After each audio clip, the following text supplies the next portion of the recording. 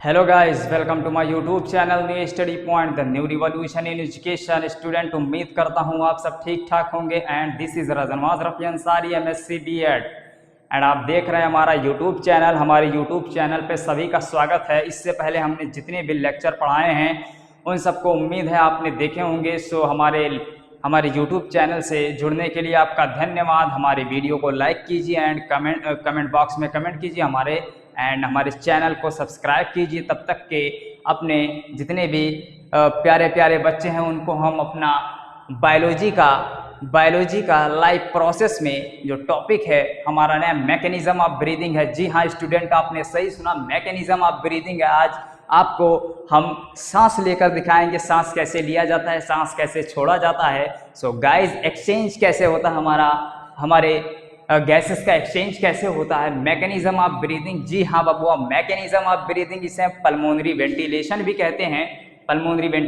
कहते हैं।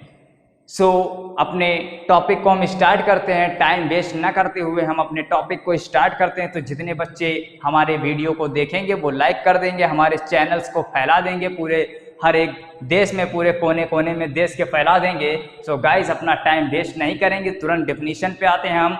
The process of moving air into and out of the lungs driven pressure difference। हमारा जो definition है ये कह रहा है कि हम सांस को ले रहे हैं या हमारी जो गैसेस अंदर जा रही हैं या बाहर जा रही हैं वो प्रेशर डिफरेंस की वजह से जा रही हैं। स्टूडेंट, प्रेशर डिफरेंस की वजह से जा रही हैं। अगर हमारे लंग्स में प्रेशर कम है और एटमॉस्फेयर का प्रेशर ज़्यादा है तो हमारी गैसेज जो होंगी हमारे लंग्स में आएंगी। एंड हमारे लंग्स में प्रेशर अब ज़्यादा हो गया तो हम उसे एक्सहेल कर सकते हैं, फोर्सफुली एक्सहेल कर सकते हैं। This is the inhalation and exhalation. जी हाँ स्टूडेंट, इनहेलेशन एंड एक्सहेलेशन।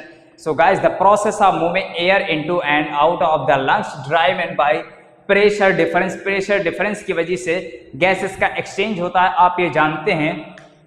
जितने भी हमारे स्टूडेंट हैं वो कंसंट्रेट होकर सुनेंगे। ये हमारा जो टॉपिक इम्पॉर्टेंट है, बहुत ज़्यादा इम्पॉर्टेंट है।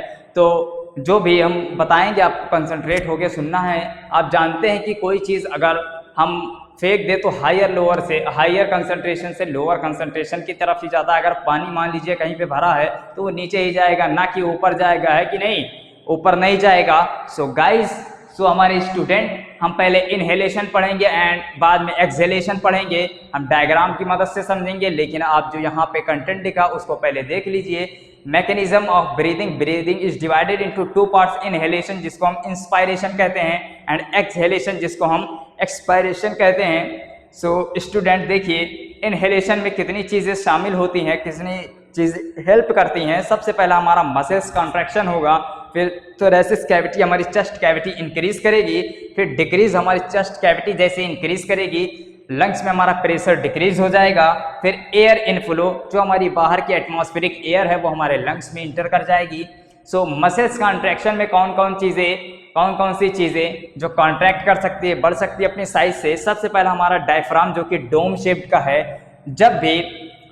जब भी मसल्स कॉन्ट्रैक्शन करेगी, या मान लीजिए ये हमारा इंटरकॉस्टल मसल्स है, हमारे लंग्स जो हैं, हमारे जो रिब्स है, रिब केज है, वो एक्सपेंड करेगा। इंटरकॉस्टल मसल्स की हेल्प से हमारा जो चेस्ट कैविटी है वो एक्सपेंड करेगी एंड हमारा डायफ्राम जो है वो नीचे जाएगा। ये हमारा डायफ्राम है, ये नीचे जाएगा एंड हमारे जो रिब केज है वो एक्सपेंड करेगी बाहर की तरफ। रिब केज हमारा एक्सपेंड करेगी बाहर की तरफ। इंटरकॉस्टल मसल्स दो रिब केज के बीच में जो मसल्स होती है उसको कहते हैं इंटरकॉस्टल मसल्स। ये बीच की हमारी जो चेस्ट कैविटी की बीच की जो बोन्स है उसे हम कहते हैं स्टर्नम। एंड हमारे रिब्स की पसलियों के बीच में, दो पसलियों के बीच में जो मसल्स लगी हुई है, अटैच है, वो उसे हम इंटरकॉस्टल मसल्स कहते हैं। स्टूडेंट, मसल्स कहते हैं। देखिए, मसल्स कॉन्ट्रैक्शन में डोम शेप्ड का डायफ्राम है, जो कि जब इनहेलेशन होगा तो डाउनवर्ड की तरफ जाएगा। एंड हमारे इंटरकॉस्टल मसल्स है, जब हमारी चेस्ट कैविटी इंक्रीज करेगी वो इंटरकॉस्टल मसल्स की वजह से करेगी। इंटरकॉस्टल मसल्स जो हमारी बीच में मसल्स लगी है वो इलास्टिक है, इंटरकॉस्टल मसल्स हमारी एक्सपेंड कर जाएगा पूरा चेस्ट कैविटी।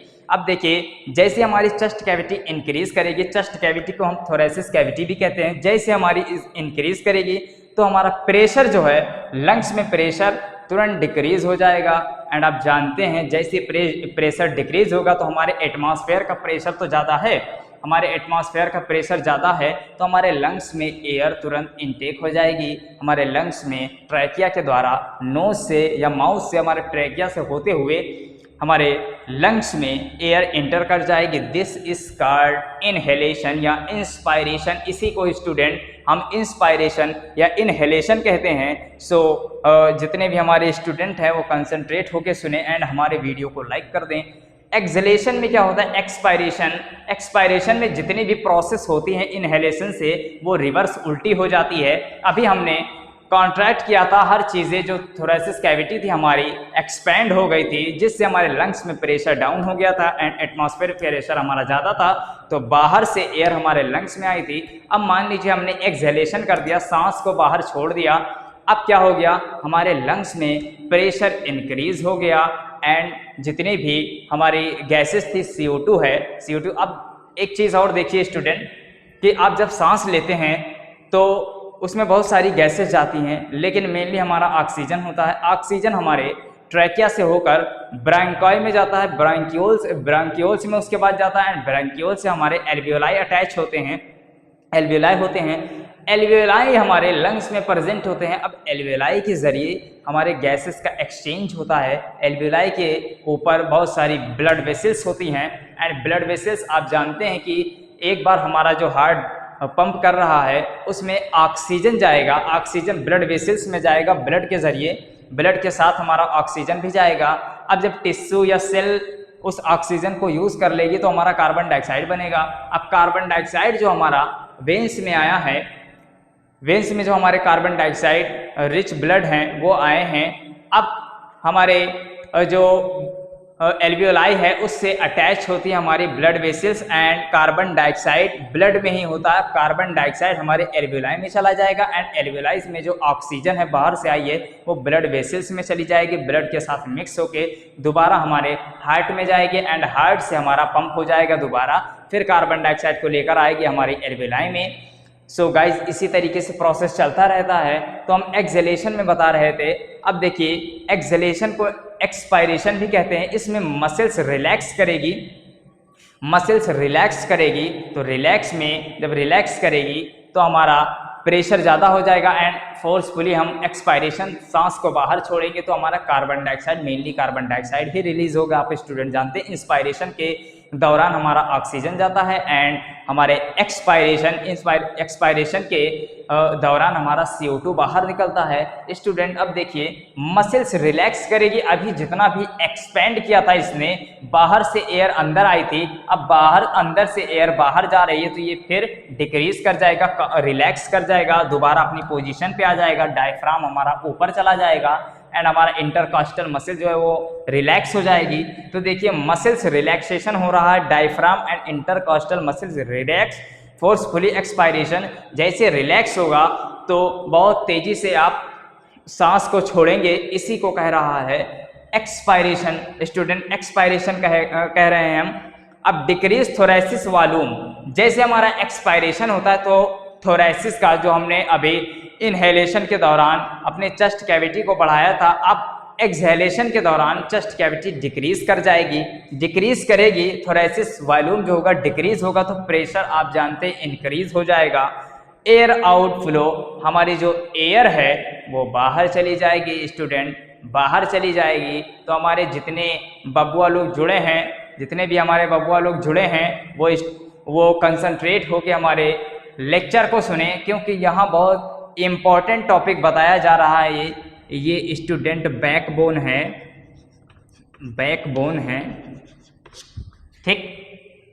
ये बैकबोन हमारी है जो पीछे से ऐसे हम दिखा नहीं सकते थे तो हमने एक बंदे को बना लिया है। उसके बाद ये आपके इंटरकॉस्टल मसल्स है बीच में, सॉरी ये हमारी स्टर्नम है जो हमारी चेस्ट कैविटी के एकदम सेंटर पे है, उसको हम कहते हैं इंटरकॉस्टल मसल्स। एंड हमारे रिब जो दो पसलियों के बीच में होता है, दो रिब्स के बीच में होता है, उसे हम इंटरकॉस्टल मसल्स कहते हैं। ये देखिए एक हमारी रिब है, ये दूसरी रिब है, इसके बीच में जो स्पेस है मसल्स लगी हुई है, ऐसे हम चलिए मान सकते हैं इंटरकॉस्टल मसल्स जो है ये स्टूडेंट हम ऐसे बना दें, ये मान लीजिए आपकी मसल्स है, बीच में दो रिब्स के बीच में हमारी मसल्स लगी हुई है, इसको हम कहते हैं इंटरकॉस्टल मसल्स कहते हैं। एंड बीच वाली हमारी स्टर्नम है एंड हमारे रिब केज के अंदर लंग्स रखा हुआ है, लंग्स भी रखा होता है एंड हार्ट भी हमारा रखा होता है। तो यहाँ पे हम लंग्स की बात कर रहे हैं, लंग्स हमारा रखा हुआ है।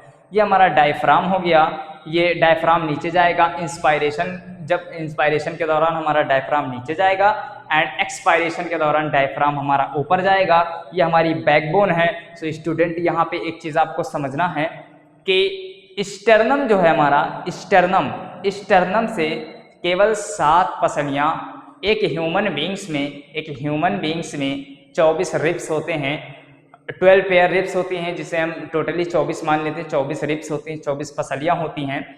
अब देखिए स्टर्नम से हमारी केवल 7 रिब्स जुड़ी होती है स्टूडेंट। 1 2 3 4 5 6 7 हमारी रिब्स हमारे स्टर्नम से जुड़ी होती हैं, स्टर्नम से लेकर हमारी बैकबोन तक जुड़ी होती हैं। एंड जो 3 है 8 9 10 हमारी जो हैं वो दूसरी रिब्स से अटैच होती हैं, स्टूडेंट, लेकिन पीछे रहेंगी, पीछे हमारी जो बैकबोन है उससे अटैच रहेंगी, लेकिन यहाँ आते आते स्टर्नम तक नहीं पहुँच पाती हैं। एंड 2 पेयर्स हमारी जो 2 पेयर है, 2 इधर है 2 इधर है, तो 2 पेयर्स हो गई, 2 पेयर्स मतलब 4 रिब्स हो गई हमारी। तो 2 पेयर्स जो है इसको हम फ्लोटिंग रिब्स कहते हैं।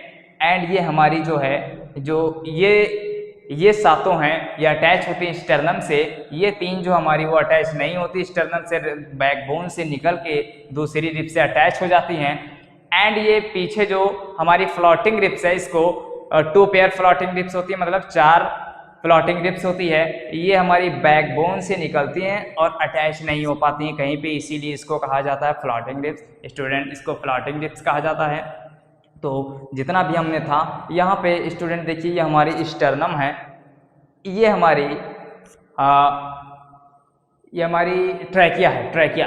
तो ट्रैकिया से हमारी एयर अंदर आएगी, एयर डाउनवर्ड इन एयर हमारे अंदर आएगी, नोज से होते ट्रैकिया के जरिए हमारे लंग्स में इंटर करती है। इंस्पायरेशन के दौरान हमारे लंग्स में इंटर करती है एंड एक्सपायरेशन के दौरान हमारे CO2 को बाहर निकालती है स्टूडेंट, CO2 को बाहर निकालती है। सो गाइस जितना भी हमने आपको समझाया है उम्मीद है अच्छे से समझ गए होंगे। अब ऐसे बच्चे जो नहीं समझ पा रहे हैं उनका हम नहीं बता सकते, वो तो चाहे जहाँ पढ़ेंगे तो समझ नहीं पाएंगे, यहाँ पे आप नहीं समझ पाएंगे तो आप कहाँ समझ पाएंगे। सो हमारा जो टॉपिक था वो मैकेनिज्म ऑफ ब्रीदिंग था, जिसको हम पल्मोनरी वेंटिलेशन भी कहते हैं। हमारा breathing is divided into 2 parts, inhalation जिसको हम इंस्पायरेशन कहते हैं, एक्सहेलेशन जिसको हम एक्सपायरेशन कहते हैं। एंड इंस्पायरेशन में हमारे मसल्स कॉन्ट्रैक्शन थी, मसल्स का कॉन्ट्रैक्शन हो रहा था। जब कॉन्ट्रैक्शन हो रहा था तो इंक्रीज थोरेसिस कैविटी, हमारी थोरेसिस कैविटी इंक्रीज हो रही थी, अपनी साइज से बढ़ रही थी। अब जैसे बढ़ रही थी तो डिक्रीज प्रेशर हमारे लंग्स का डिक्रीज हो रहा था, air in flow pressure decrease हो रहा था, तो बाहर से हमारी एटमॉस्फेयर का प्रेशर जो था वो ज़्यादा था, इसलिए हमारी नोज से लेकर हमारी नोज से हमारे लंग्स में इंटर कर गई एयर मिक्स होती है, मिक्सचर है एयर जो है हमारी मिक्सचर ऑफ गैसेस है। तो ऑक्सीजन हमारी मेनली लंग्स में आई, अब लंग्स से सीधा जाएगी एल्वियोलाई में, एल्वियोलाई से हमारी डिफ्यूज होके ब्लड वेसल्स में चली जाएंगी, ब्लड में मिक्स हो जाएंगी। तो ब्लड जो ट्रांसपोर्ट करके लाया कार्बन डाइऑक्साइड उसको एल्वियोलाई में छोड़ेगा एंड ऑक्सीजन छोड़ देगा एल्वियोलाई उसमें हमारे ब्लड में छोड़ देगा। अब ब्लड दोबारा हार्ट में जाएगा, हार्ट से दोबारा पंप हो जाएगा tissue and cell and tissue के लिए यूज़ कर लेगी ऑक्सीजन। तो जितना भी ओवरऑल था गाइस हमने बता दिया। सो उम्मीद है आपको समझ में आया होगा। आप हमारे लेक्चर में बने रहने के लिए हमारे चैनल को सब्सक्राइब कीजिए, वीडियो को लाइक कीजिए एंड कमेंट करना ना भूलिए। कोई भी प्रॉब्लम हो आप कमेंट कर सकते हैं, और जो चीज़ आप कहेंगे हम क्लियरली आपको बताएंगे।